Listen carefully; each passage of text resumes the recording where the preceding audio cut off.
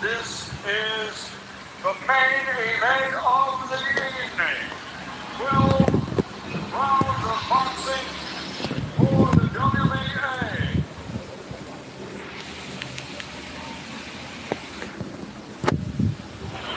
This contest is sanctioned by the California State Athletic Commission Chairman Peter Villegas, Executive Officer Andy Foster, the WBA President Gilberto Jesus Mendoza Jr. Also sanctioned for the interim title by the World Boxing Organization President Paco Barcarcel, and for the mandatory rank of #1 in the World Boxing Council President Mauricio Suleiman. At ringside, the 3 judges scoring. From Canada, Benoit Roussel. From the United States, Fernando Villarreal. From the United States, Steve Weissel. And inside the ring, the man in charge of the action at the bell, world champion veteran referee Jack Reese. And now, the officials are in position, and they are ready. The fighters are in the ring, and they are ready.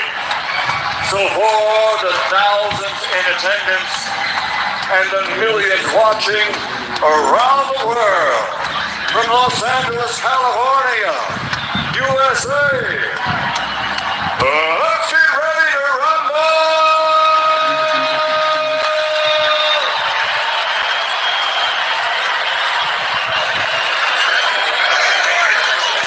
Introducing first, fighting out of the red corner with his head trainer, he's wearing white with silver, official weight 154 pounds.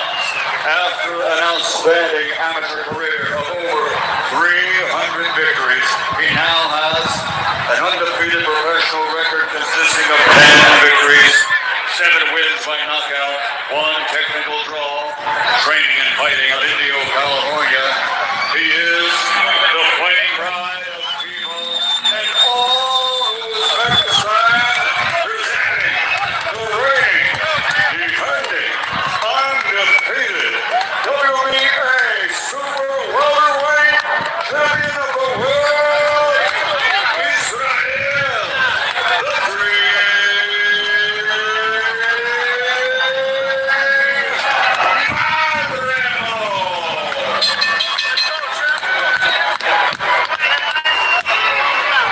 and his opponent across the ring, fighting out of standing with his head trainer, wearing navy with gold and red. He weighs a professional record of the ring that is unblemished. He weighed in at 153.4 pounds, and that record stands at a perfect 40 fights, 40 victories, 31 wins by knockout over the last 7 years, 11 fights, 11 KOs. He is recognized as pound for pound, the best in the world.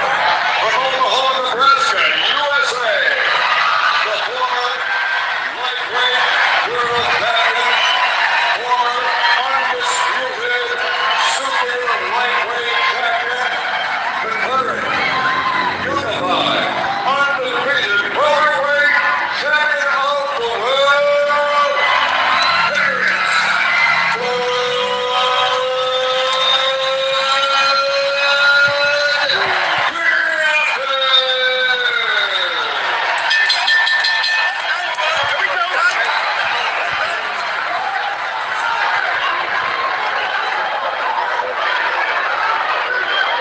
Mouthpiece. Okay, coaches. Coach wants to high. This is the point. Below this point is a low blow, and below this point is a low blow. I gave you guys instructions. I want to just remind you, please listen and follow my requests at all times. Protect yourself at all times. Fight on, fight clean. Good luck to both of you. Terrence Crawford hasn't heard the final bell of the round. of the fight, rather, in 8 years. 2016 was the last time he went the distance. 11 straight stoppages.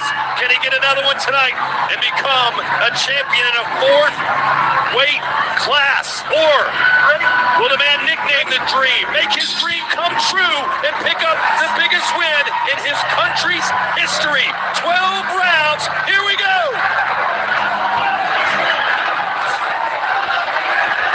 These early rounds are going to be very important for Madrimov. Crawford, admittedly a very slow starter, likes to kind of figure out what his opponents want to do. Madrimov, I think, needs to win these early rounds to bank them. Got an early switch from Crawford right there. I always feel like when he comes out orthodox, he really wants to see what you're about. He didn't waste any time switching. I think, Sean, fighting southpaw for Crawford, I think will help neutralize that long jab of Madrimov. That's one of his best weapons, that jab to the body. You stay in that southpaw stance, you know, it takes a little bit out of the way. Madison, to your point, I think that's why he switched. He knows immediately, I need to stabilize that jab. And Crawford's going to have to reach the fighting edge, reach over Madrimov. So I think the jab is, if whoever can take the other's jab away, is going to be actually in position to land the straight punches down the pipe. We've seen in the past, Crawford, sometimes a little bit of a slow starter as he downloads the information, figures his opponent out. So don't be surprised if Madrimov can bank a couple of early rounds. You know why they call him a slow starter? Because he's a counter puncher by nature. He's not supposed to start fast. He wants to see what you want to do, and he's going to take those opportunities to counter punch.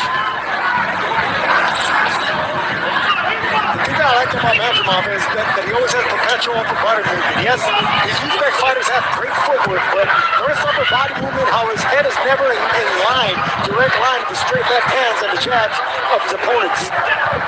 Both of these fighters can switch stances like a flip of a coin. Sergio, can you see how many times both these guys keep starting over? Do you see it? They get in front of one another, and then they both take a step back and start over. No, it's kind of like they're dancing. They're trying to get each other's rhythm and timing. None of them really wants to take a chance. And now that they're in the ring, can you see the size advantage that Madrimov has? How wide his back is and his shoulders. Well, listen, another thing too, we know Madrimov only has 10 fights, but the fact that he keeps making Crawford start over lets us know that he deserves to be in the ring with Crawford. He only has 10 pro fights, but had a recorded 350 amateur bouts. That's what they do in Eastern Europe. They put a premium on amateur careers. But right now, Madrimov, the WBA champ.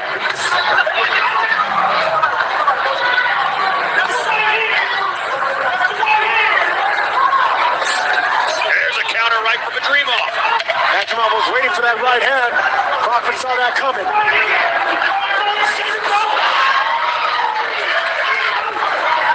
Wicked combination by Bud Crawford in the end of that round.